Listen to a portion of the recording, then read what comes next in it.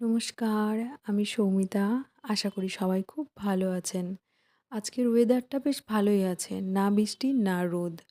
চলুন, এখানে এই যে আমি কন্টেনারে একটা গাছ বসিয়েছি। এগুলো সম্ভবত ওই লটারি ফুলের গাছ হবে হয়তো।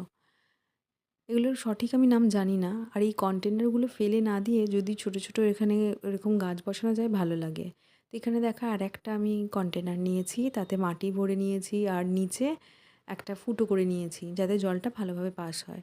আর ছাদে এরকম আমাদের টবে অনেক এরকম ফুল হয়েছে। তার সাথে ঘাসে ভর্তিও হয়ে গেছে। তাই ভাবলাম এরকম ছোট, ছোট কন্টেনারে যদি বসাই তাহলে কীরকম হয়। এখানে দেখো হলুদ, গোলাপি, লাল, সাদা, অরেঞ্জ কালার এরকম অনেকগুলো ফুলের আমাদের এরকম ফুল আছে। তো এখানে আমি মাটিটাতে বসাবার চেষ্টা করছি। এক হাতে ক্যামেরা আর এক হাতে আমার এই ফুলের বাগান তৈরি করার একটা শখ। তো চলো আমি এগুলো বসিয়ে নিয়ে তারপর তোমাদের সাথে শেয়ার করছি।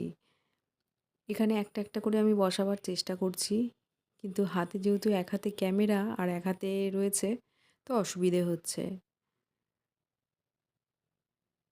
হলুদ, তারপর তোমার একটু অরেঞ্জ ঘেঁষা যে কালারগুলো সেগুলো সব ছোট, ছোট করে কেটে, কেটে আমি এখানে বসিয়ে নিচ্ছি।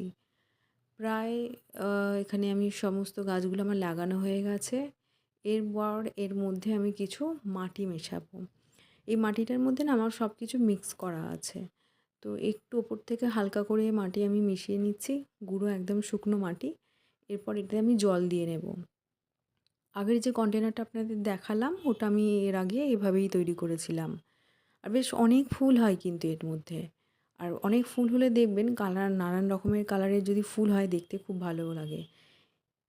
আজকে বসালাম, দেখা যাক কবে ফুল হয় আর আপনাদের সাথে শেয়ার করব কিন্তু এরপর আমি। আশা করি